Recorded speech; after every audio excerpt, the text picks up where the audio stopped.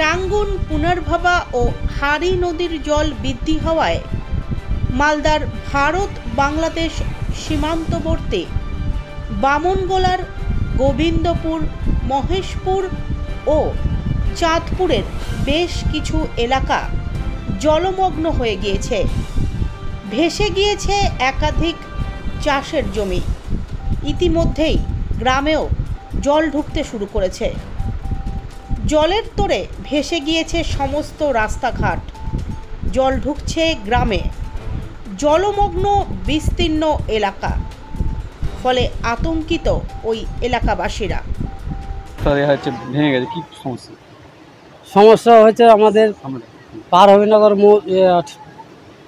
গোবিন্দপুর মহেশপুর অঞ্চলে ঠ্যাংভাঙ্গা আর পারহবিনগর মৌজার প্রায় 600 বিঘা একর জমি প্রতি বছর ধান নষ্ট হয়ে যাচ্ছে এবং নদীর পার ভেঙে যাচ্ছে। নদীর পার ভেঙে ভেঙে আমাদের এখানে প্রায় 100 ঘর লোক আছে। প্রতি বছর জমি পিছিয়ে যাচ্ছে, বাড়ি পড়ে যাচ্ছে, এদিকে জমি নষ্ট, ঘর সরাতে হচ্ছে প্রত্যেক বছর। এতে আমাদের ক্ষতি হচ্ছে। এখানে আমাদের হাট বাজার বন্ধ হয়ে গেছে। হাট বাজার বন্ধ হয়ে এখান থেকে রাস্তা প্রায় এই যে এটুকু জায়গা ভাঙতে ভাঙতে এখানে চলে আসলো। হ্যাঁ, রাস্তা ভেঙে গেছে। হ্যাঁ, রাস্তা ভেঙে গেছে। কি কারণে? এখানে ফাটল ধরছিল, নদী মানে সরে যাচ্ছে, ধস নেমে যাচ্ছে নদীতে। ধসের জন্যই এখানে বাঁধ বলি। এর আগে বাঁধা হয়েছিল এখানে, সে বাঁধও থাকেনি। এখানে কংক্রিট না করলে থাকবে না এখানে। আমাদের এডুকেশন ডিপার্টমেন্টে আমাদের 5 বছর থেকে অ্যাপ্লিকেশন করা হয়েছে। সে এরা ইনকোয়ারি করেছে, এবারও আসছিল, গতবারও আসছিল, মেজারমেন্ট করেছে, কিন্তু কাজ এখন শুরু করেনি।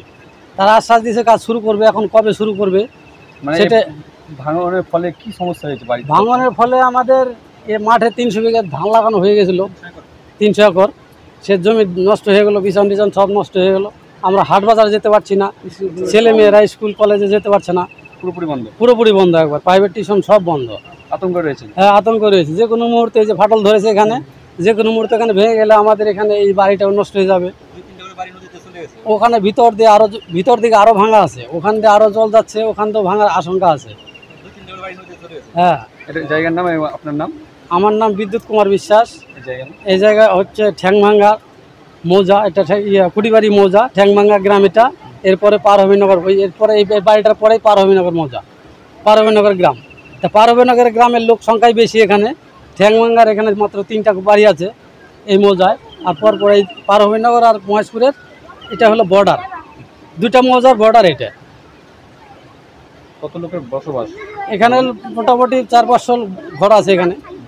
400-500 ঘর লোক আছে এখানে। এই যে বিচ্ছিন্ন। হ্যাঁ, পুরোপুরি বিচ্ছিন্ন। আমাদের এখানে নৌকার সংখ্যাও নাই এখন বর্তমানে, খুবই সমস্যা। প্রাইভেট টিউশন সব বন্ধ। প্রশাসনের লোক এসেছিল? প্রশাসনের লোক বলতে মালদা এডুকেশন থেকে লোক আসছিল। বিডিওর লোক আসেনি সেরকম।